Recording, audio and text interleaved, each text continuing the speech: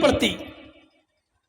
آپ نے دیکھا ہوگا ایک لڑکا ہے, اس کا باپ انتقال کر چکا ہے, اس کے پاس 1 بیگھہ زمین ہے. اب دیکھیے میں آپ کو کہاں لے جا رہا ہوں. اس کے پاس 1 بیگھہ زمین ہے, 1 بیگھہ زمین ہے, لیکن اچانک اس کی ماں کو کینسر ہوتا ہے. باپ اس کا انتقال کر چکا ہے, اس کے پاس بس 1 ہی بیگھہ زمین ہے. اس کی ماں کا علاج ہونا ہے, علاج کے لیے اس کو اپنی زمین بیچنا پڑ رہی ہے. اس زمین کی قیمت 2 لاکھ ہے. ہم گاؤں کے سرپنچ ہیں, ہم گاؤں کے مکھیا ہیں, ہم گاؤں کے پیسے دار ہیں, ہم گاؤں کے امیر آدمی ہیں. ہماری نظر خراب ہے, ہم اس زمین کو خریدنا چاہتے ہیں. ہمارے گھر سے لگی ہوئی ہے وہ زمین, اور ہمیں معلوم ہے کہ یہ بیچے گا کیونکہ اس کی ماں بیمار ہے. ایسا ہے کہ نہیں آج کل؟ ایسا ہے نا.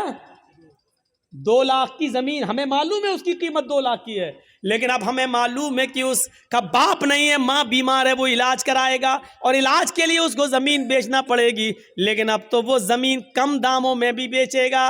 اب ہمیں امید ہے کہ 1.5 لاکھ میں مل جائے.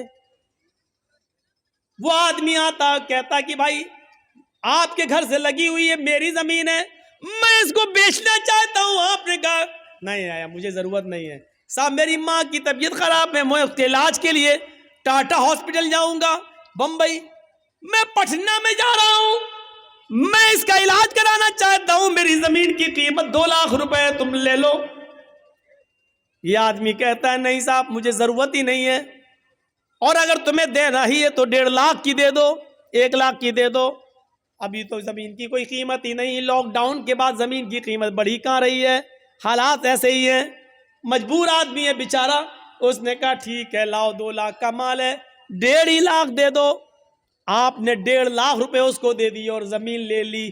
اللہ کی قسم 2 لاکھ کی زمین اس کی مرضی کے باوجود جو 1.5 لاکھ کی لی ہے, اس 1.5 لاکھ کے لینے کے باوجود اس نے چاہے جیسے دی ہو, اس کی رضامندی کے باوجود آپ نے جو 1.5 لاکھ میں خریدی ہے, آپ اس کے باوجود بھی ڈکیت کہلائیں گے, آپ بے ایمان کہلائیں گے, آپ یتیم کا حق مارنے والا کہلائیں گے, آپ مجبور کی مجبوری کا فائدہ اٹھانے والے کہلائیں گے.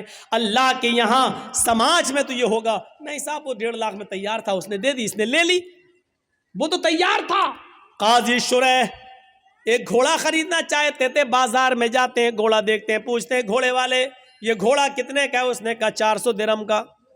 قاضی شرح نے کہا کیا میں اس کو ذرا چلا کر دیکھ لوں, انہوں نے کہا دیکھ لو. قاضی شرح اس گھوڑے پر بیٹھتے ہیں اور جاتے ہیں, تھوڑی دور چل کے واپس آتے ہیں اور کہتے ہیں گھوڑے والے سچ بتا کہ تو کس مجبوری میں گھوڑا بیچ رہا ہے. اس نے کہا مجھے کوئی مجبوری نہیں ہے. کہا کہ پھر تو اتنا اچھا گھوڑا 400 درہم میں کیوں بیچ رہا ہے؟ تیرا گھوڑا چلا کر میں نے دیکھا, تیرا گھوڑا 400 نہیں بلکہ 500 درہم کے لائق ہے.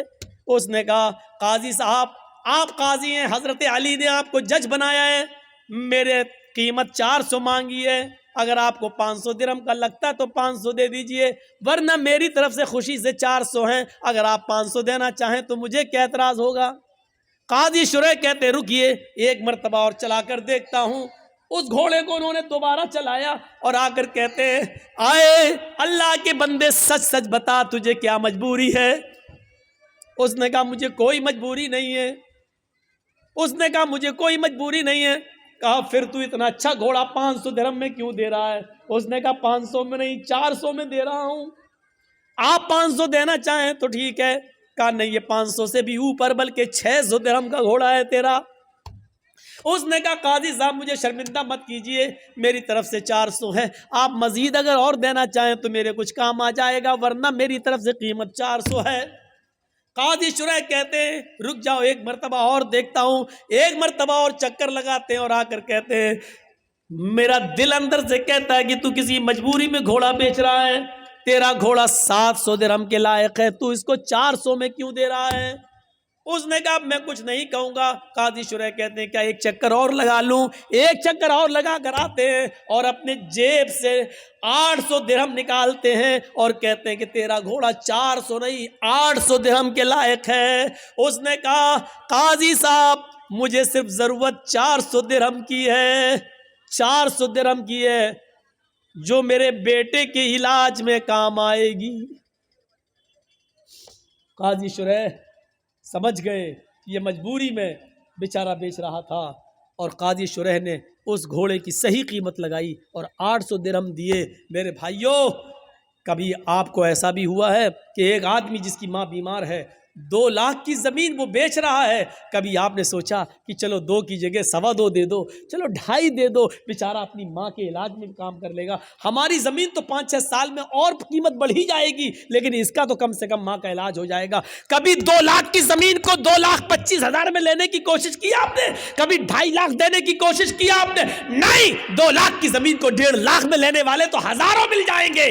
یہ خون چوسنے والے ظالم لوگ ہیں، اور ظالموں کی داستانیں بھری پڑی ہے، ظالموں کی کہانیاں بھری پڑی ہے۔ میرے بھائیوں، اللہ کے یہاں مجبور کی مجبوری کا فائدہ اٹھانے کا بھی آپ کو حساب دینا پڑے گا، آپ بچ نہیں سکتے اللہ کے یہاں اس عذاب سے۔ ہم نے کبھی تصور کیا ہے، کبھی سوچا ہے کسی مجبوری کا فائدہ اٹھاتے ہیں آج ہم؟ یہ واقعات ہمیں چیخ چیخ کر کیا بتلا رہے ہیں؟ کبھی ان واقعات کی طرف ہم نے نظر ڈالی ہے؟ اور آؤ، تاریخ کا ایک ایسا واقعہ میں آپ کے سامنے رکھنا چاہتا ہوں حضرت عمر فاروق کی زندگی سے کہ آپ تعجب کریں گے۔ حضرت عمر فاروق کا بچہ باہر سڑک پر کھیل رہا ہے دوسرے بچوں کے ساتھ۔ کتنا چھوٹا بچہ تھا، 4-5 سال، اور سامنے آفس ہے بیت المال، اور بیت المال کے ٹریزی کون ہے، خزانچی کون ہے؟ حضرت ابو موسیٰ اشعری رضی اللہ تعالیٰ عنہ۔ حضرت ابو موسیٰ اشعری، حضرت ابو موسیٰ اشعری باہر نکلتے ہیں بیت المال کے آفس سے، دیکھتے ہیں کہ کچھ بچے باہر کھیل رہے ہیں، اور وہ دکان سے کوئی چیز خرید کر کھا رہے ہیں، لیکن عمر فاروق کا بچہ کچھ نہیں کھا رہا ہے۔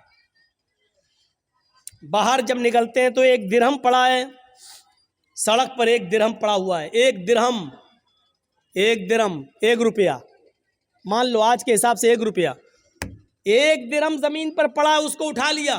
یہ درہم کس کا ہوگا پتہ نہیں، وہ درہم حضرت عمر فاروق کے بیٹے کو دے دیا، لو بیٹا یہ لو، یہ بچے کوئی چیز کھا رہے ہیں تم بھی کھا لو۔ بچے نے 1 درہم کھایا نہیں ہے، وہ 1 درہم مٹھی میں باندھ لیتا ہے، مٹھی کو کس کے پکڑ لیتا ہے، اور وہ درہم لے کے آگے بڑھ جاتا ہے اور سیدھے اپنے گھر پہ آ جاتا ہے۔ وہ درہم لے کر سیدھے اپنے گھر پہ آ جاتا ہے۔ حضرت عمر فاروق کی نظر جب اس بچے کے اوپر پڑتی ہے، باپ کی نظر پہلی نظر میں پہچان گیا، 1 ہاتھ کھلا 1 ہاتھ بندھا، بیٹے یہ مٹھی کیوں بند ہے، کھولو۔ جیسی بچے نے مٹھی کھولی تو اس میں سے 1 درہم زمین کے اوپر گر گیا۔ حضرت عمر فاروق نے وہ 1 درہم اٹھایا، اور اٹھانے کے بعد کہا، میرے بیٹے سچ بتاؤ یہ 1 درہم تمہارے پاس کہاں سے آیا؟ بیوی سے پوچھا کہ تم نے دیا؟ کہا نہیں میں نے نہیں دیا۔ کہا میں نے بھی نہیں دیا۔ بیٹا کہاں سے آیا؟ کہا بیت المال کے باہر میں کھیل رہا تھا، ابو موسیٰ اشعری کو زمین پر پڑا ہوا ملا چاچا کو، اور ابو موسیٰ اشعری چاچا نے یہ 1 درہم اٹھا کر زمین سے مجھے دے دیا کہ اور بچے چیزیں کھا رہے ہیں تم بھی بیٹا کچھ کھا لو۔ میں نے کھایا نہیں ہے، اے ابو گھر میں 1-2 دن سے چولہا نہیں جلا تو میں نے سوچا کہ 1 درہم میرے گھر میں کام آ جائے گا۔ حضرت عمر فاروق کہتے ہیں بیٹے تم نے بہت اچھا کیا، یہ درہم لے کر تم گھر آ گئے۔ پھر وہ 1 درہم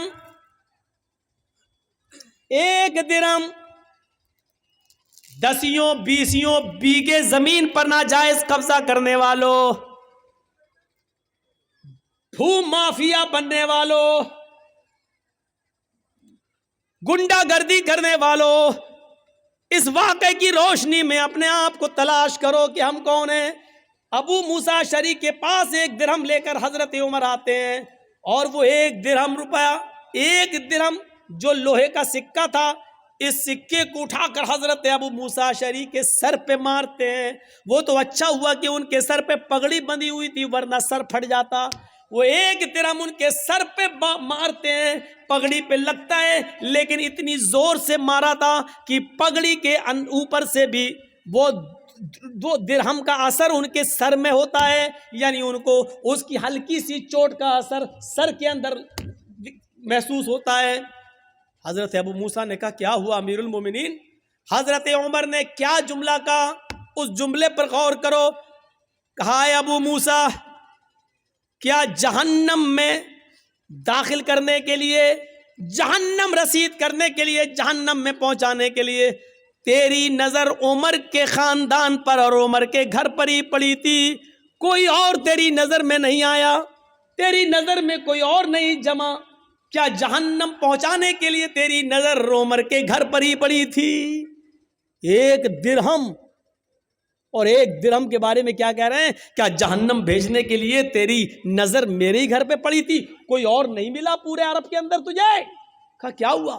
یہ ایک درہم کا زمین پر پڑا تھا، سارے بچے کھا رہے تھے، آپ کا بچہ منہ تک رہا تھا، میں نے ایک درہم آپ کے بچے کو دے دیا، وہ کچھ کھا لے۔ کہا ایک درہم جب مل گیا تھا تو تم نے فرمان نہیں سنا، اس ایک درہم کو بیت المال میں جمع کر دیتے، یہ تمام مسلمانوں کی امانت ہے، اگر کوئی پوچھتا دعویٰ کرتا تو اس کو دے دیا جاتا، نہیں تو بیت المال میں جمع کر دیا جاتا، تم نے میرے بیٹے کو کیوں دیا؟ اے ابو موسیٰ، آج تم نے ایسا کر دیا، اگر آئندہ تم نے کبھی ایسا کیا تو نوکری سے بھی نکال دوں گا، بیت المال کے چودراہٹ سے میں تمہیں بے دخل کر دوں گا اور سزا دوں گا تو الگ۔ کیا سمجھ رکھا ہے تم نے؟ کیا ہم اس واقعے کی روشنی میں کیسے لگتے ہیں؟ ہم نے تو کتنے ناجائز لوگوں کو دبایا ہوگا اور کتنوں کی بے ایمانی کی ہوگی، زمین جائیداد یہ وہ سب۔ ایک واقعے کی طرف اور آئیے اور اس سے آپ اندازہ لگا سکتے ہیں۔ عمر ابن عبدالعزیز کا دور ہے، عمر ابن عبدالعزیز کا دور ہے، اور صبح عید ہونے والی ہے، چاند ہو چکا ہے، چاند ہو چکا ہے، صبح عید ہونے والی ہے۔ عمر ابن عبدالعزیز کی بیوی کہتی ہے دیکھو آپ کے پاس بھی کپڑے نہیں ہیں پہننے کو، میرے پاس بھی نہیں ہے، ہم اور آپ تو پرانے کپڑے پہن لیں گے، لیکن بچہ نئے کپڑے کی ضد کر رہا، بچے کے لیے تو نیا کپڑا ہونا چاہیے، پڑوس کے بچے نئے کپڑا پہنیں گے اور امیر المومنین کا بیٹا پرانے کپڑے۔ کہا میری بیوی بیت المال سے مجھے اتنی تنخواہ نہیں ملتی کہ میں اس سے اپنے بچے کو نیا کپڑا پہنا سکوں۔ بیوی نے کہا امیر المومنین نے ایک مہینے کی تنخواہ ایڈوانس لے لیجیے، اگلے مہینے مت لیجیے گا۔ کہا بیوی مشورہ اچھا دے رہی ہو، ہوتا ہے کبھی کبھی لوگ کسی کے یہاں کام کرتے ہیں، صاحب میری بیوی بیمار ہے، ایک مہینے کی ایڈوانس تنخواہ دے دو، ہم دھیرے دھیرے کٹا دیں گے، کوئی بری بات نہیں ہے اگر مالک راضی ہو جائے تو۔ ابو موسیٰ عمر ابن عبدالعزیز نے ایک لیٹر لکھا اور اپنے خادم سے کہا جاؤ بیت المال کے کیشیئر سے کہنا یہ لیٹر دے دینا، وہ تمہیں ایک مہینے کی تنخواہ ایڈوانس دے دے گا۔ امیر المومنین خوش تھے، عمر ابن عبدالعزیز کے ایک مہینے کی تنخواہ ایڈوانس، اور وہ تو میرا خادم ہے، وہ تو دے ہی دے گا، جب ہم نے آرڈر دے دیا لکھ کے دے دیا تو وہ دے دے گا۔ جیسے یہ لیٹر کیشیئر کے ہاتھ میں آتا ہے، اس نے پڑھا خزانچی نے، اس میں لکھا ہے کہ کل عید ہے، میرے بچے کے پاس نئے کپڑے نہیں ہیں پہننے کے لیے، لہٰذا مجھے ایک مہینے کی تنخواہ ایڈوانس دے دو، اگلے مہینے مت دینا، اس مہینے کے اندر کاٹ لینا۔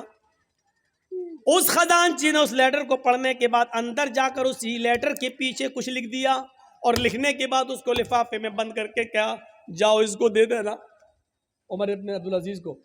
کہا انہوں نے ایک مہینے کی تنخواہ ایڈوانس منگائی، کہا میں نے اس کا جواب دے دیا ہے، اس کا جواب وہ پڑھ لیں گے، اس کے بعد آپ آنا، اگر اس کے باوجود وہ منگائیں گے تنخواہ مانگیں گے ایک مہینے کی تو میں دے دوں گا، میں نے اس میں کچھ سوال کیا ہے۔ خادم لفافہ لے کر عمر ابن عبدالعزیز کے پاس پہنچتا ہے، عمر ابن عبدالعزیز نے کہا کیا اس نے 1000 کیا اس نے ایک مہینے کی تنخواہ ایڈوانس نہیں دی؟ کہا پتہ نہیں، اس لفافے میں کچھ رکھ دیا ہے۔ لفافہ کھولا تو کیا دیکھتے ہیں کہ میرے ہی لفافے میرے ہی لیٹر کے پیچھے کچھ اور لکھا ہے، اس وہ پڑھتے ہیں، اس میں لکھا ہوا ہے عمر ابن عبدالعزیز امیر المومنین، آپ کا حکم سراخوں پر، آپ کو 1 مہینے 5 مہینے 6 مہینے آپ جتنی کہیں اتنی تنخواہ میں دینے کے لیے آزاد ہوں، میں دینے کے لیے تیار ہوں۔ امیر المومنین آپ نے لکھا ہے کہ میرے بچے کے پاس نئے کپڑے نہیں ہیں پہننے کے لیے، اس لیے مجھے 1 مہینے کی تنخواہ ایڈوانس دے دو، اگلے مہینے کاٹ لینا، لیکن آپ نے یہ نہیں لکھا اگلے مہینے تک اگر آپ زندہ نہ رہے، اگلا مہینہ شروع ہونے سے پہلے اگر آپ کا انتقال ہو گیا تو 1 مہینہ جو ایڈوانس تنخواہ آپ کے پاس جائے گی، اس تنخواہ کو واپس کون کرے گا؟ اس کا ضمانتی کون ہے؟ اس تنخواہ کو بیت المال میں جمع کون کرے گا؟ کاش یہ واقعات مودی نے پڑھے ہوتے، یہ واقعات یوگی نے پڑھے ہوتے تو ان کو پتہ چلتا کہ اسلامی حکمرانوں کی تاریخ کیسی گزری ہے۔ یہ بیچارے 10 اور 20 لاکھ کا سوٹ بوٹ پہن کر امریکہ کے پرائم منسٹر کا سواگت کرنے والے لوگ کیا جانے کہ حکومتیں کیسے چلائی جاتی ہیں۔ حکومت چلانا سیکھنا ہے تو سیکھو، عمر ابن عبدالعزیز سے سیکھو، حضرت عمر فاروق سے، اور انہی سے سیکھی تھی مہاتما گاندھی جی نے۔ اسی لیے تو کہا تھا باپو نے کہ اگر دیش میں خون خرابہ بند کرنا چاہتے ہو، امن و سکون چاہتے ہو تو حضرت عمر فاروق جیسا قانون نافذ کر دو، دیش کے اندر خون خرابہ بند ہو جائے گا۔ یہ مہاتما گاندھی نے جملے کہے ہیں، ستیہ اور اہنسا کے اندر آج بھی لکھے ہوئے ہیں۔ میرے بھائیوں، آج صورتحال یہ ہے کہ وجے مالیا باہر بیٹھا ہوا ہے، دیش کی یہ ساری چیزیں لے کر باہر بیٹھا ہوا ہے۔ آج پورے دیش کے گوداموں کو اڈانی اور امبانی کے سپرد کر دیا جا رہا ہے اور دیش کا چوکیدار کچھ بولنے کے لیے تیار نہیں ہے۔ ہزاروں کروڑ کی افیم اور گانجا اور چرس بمبئی کے پورٹ پر سمندر کے اوپر پکڑی جا رہی ہے، لیکن میرے بھائیوں اس کے منگانے والے کو، اس کے مالک کے کو آج تک پوچھنے کے لیے بھی نہیں بلایا جا رہا ہے۔ آج اس طریقے سے حکومتیں چل رہی ہیں۔ ایک حکومت وہ بھی تھی کہ حضرت عمر فاروق کا بیٹا ملک شام کے اندر تھا اور اس نے رات کے اندر کھجور کو، رس کو سڑایا، نچوڑا، وہ نبیذ بن گیا۔